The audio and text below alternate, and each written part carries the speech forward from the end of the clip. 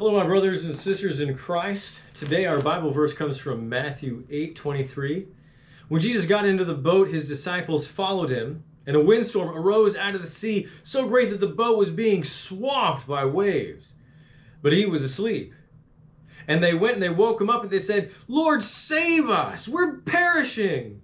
And he said to them, "Why are you afraid, you of little faith?"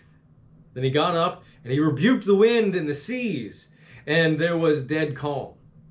They were amazed, saying, "What sort of man is this that even the winds and the sea obey him?" The word of the Lord. Thanks be to God. So the disciples are flipping out because they know that the end is coming. These are experienced fishermen. They know what it is to sail and be on boats. They know what storms are. They've heard the stories of what happens if you're on a boat in the storm. They know that they're going to die. And they know that Christ can do amazing things. So when they're surrounded with this imminent danger and it's all around them and they're powerless to do anything, they want Christ. Have you ever found yourself in a situation like this where danger is all around you and it's imminent and it's coming for you and you are powerless to do anything about it? Of course you have. That powerful moment in our life happens, and when it does, we realize that we have lived our life according to our rules. And we have our goals, and we have all those things that we want, and then this big wave comes at us. And that could be a metaphorical wave, or in the disciples' case, it is a literal wave. And we realize that all of our strength, all of our wealth, all of our planning, all of our preparation is for nothing. That in that moment, when all of these things are coming at us, all of the artifice of our life falls away, and we can see that truly God is God. He is almighty and He is all powerful, and we are not. I think it's summed up perfectly in that phrase, "There are no atheists in foxholes." So the disciples, they were in this bleak situation, and they did what anybody would do. They turned toward the man who had done so much for them. They turned toward their hope. They turned and they reached for Jesus and they woke him up. And he woke up and he said, "Why are you afraid?" Of course, the quick answer is, "Well, there's a storm, Jesus," but that's not the right answer. You see, they were afraid, but they weren't afraid of the storm. In the same way that you and I can be afraid of situations, but it's not the thing that we're afraid of. It's not the storm that we're afraid of. If we really think about what it is we're afraid of, what the disciples are afraid of, it's loss of control. We're afraid that we're not able to control the situation, and we hate that. We hate when we don't have control of the situation, and we get afraid when we don't know what the outcome will be because we don't have the situation. That unknowing is fearful, and that's where the disciples and we can find ourselves in that powerlessness. So here's a good example. If you found out, or maybe you have found out, or you know somebody who's found out that they have diabetes, they don't flip out. We don't flip out because we know that we can manage it. It means you're going to have to eat this way or some other way, and you're going to have to take insulin or maybe a pill, and you can't eat these foods, don't eat these foods, and yes, you should eat those foods, but we can control it. We can manage it. You can prick your finger and you can find out what your blood sugar is, and because of the technology that we have, you can get a readout and you can know if it's high or if it's low, and depending on what it is, you know what you should do about it. We're not afraid of diabetes, although it wasn't that long ago that if you had been diagnosed with diabetes, you would have been flipping out, because it would have meant for you that you would have died a slow and painful death. It was once called the wasting disease because you couldn't take nutrients. And so you would have wasted away, literally starved to death, painfully dying. Now we don't care. Now it's just another part of life. It's another thing. So when Jesus wakes up and he asks the question, "What are you afraid of?" he actually gives the answer. Little faith. What are you afraid of, you of little faith? Because look, control is easy. Faith is hard. When we look around the world today, we see that there's a lot of things out of our control. Of course, first and foremost is this virus. There are people dying all over the world, in this nation, in this state, in our county, hopefully somebody that you don't know, but maybe you do. Or maybe you know somebody who is sickened. And we know that there are tens and hundreds and thousands of people who are being sickened more and more every day. Young and old people. And we're being told that there's not enough equipment, not enough ventilators to go around, that some people will get equipment and others won't, that there aren't enough hospital rooms for us to care for those who are sick. And that is stressful, and it's out of our control. And so then we get afraid.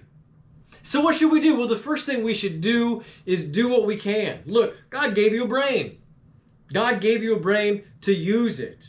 And we have a lot of things that we can do with these powerful brains that we've been given.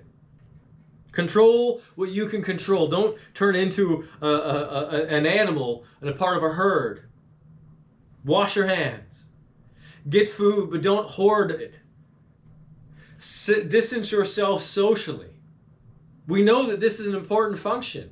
And we know that if we do this, that exponential growth of the virus spreading can be mitigated, and we can curb that. We can top off that growth, and we can slow down the spread. So that if you were or I were to be infected, that we would have the resources available so that we could be taken care of. The first thing you do is control what you can. The second thing you do is you do what the disciples did. You turn towards Jesus. Turning towards Jesus. That's your hope. That's where our hope comes from. Jesus. Now, I want to talk to my brothers and sisters in faith, because I think sometimes we're expected that if we're to be Christians, we're supposed to have this perfect faith, and we're supposed to believe in Jesus, and then because we have faith in Jesus, that we're not supposed to have any more fear in our life, that everything is fine. And I want to tell you that it's very possible to love Jesus, to put your faith in Jesus, and still be afraid. That is a very real and a human thing, and it is completely acceptable to put faith in Jesus and still be afraid. Because what happens is you're a human with a brain, and your brain says, I'm not in control. But by definition of faith, you can't be in control. Which means if you are to faithfully follow Jesus and give him control, you're going to have to recognize that you're not in control. And I want you to see that that is a beautiful thing, that simply turning towards Jesus and giving him your faith is an act of faith in itself. In fact, that's what Lent is all about. Lent is turning towards Jesus. It's a whole season of turning towards Jesus. And I'm going to take a second, I'm going to tell you, hey, look, we might not be here on April 12th. That is worshiping in this congregation. We will still have a celebration of Easter, and it will be live. It will be together. And until it is that we come together, we will not celebrate Easter. Lent will just be expanded this year. And so you should continue to do your Lenten disciplines, whatever those are, having to fast or reading your Bibles or Bible study, devotions, whatever that looks like. And you should continue to call your small group members. Being the church together is another act of faith. That's how God intended us to be faithful together. So if you received the call last week, it's your turn. Call somebody. If somebody prayed for you last week, it's your turn. Pray for somebody. And if you don't have a number for somebody in the church, call somebody outside of the church. They need your faith too. That's what church looks like. Being faithful for others when they don't have faith. Maybe people who've never been to church really need you to call them, really need you to pray with them. Even more than you need to pray, maybe they need to hear those prayers. You can be church for them and bring them into it. As we wrap up, I want to give you something to do. So if you're with your family, if you're with some friends, maybe as you watch this, or maybe if you're doing this on your own, if you're watching this, I want you to, at the end of this video, I want you to read Psalm 121. And there's some questions I want you to answer. And I'll put these in the little YouTube blah blah on the bottom, or Facebook, or the email, or the notes section in the app. However you got this video, there's going to be some questions.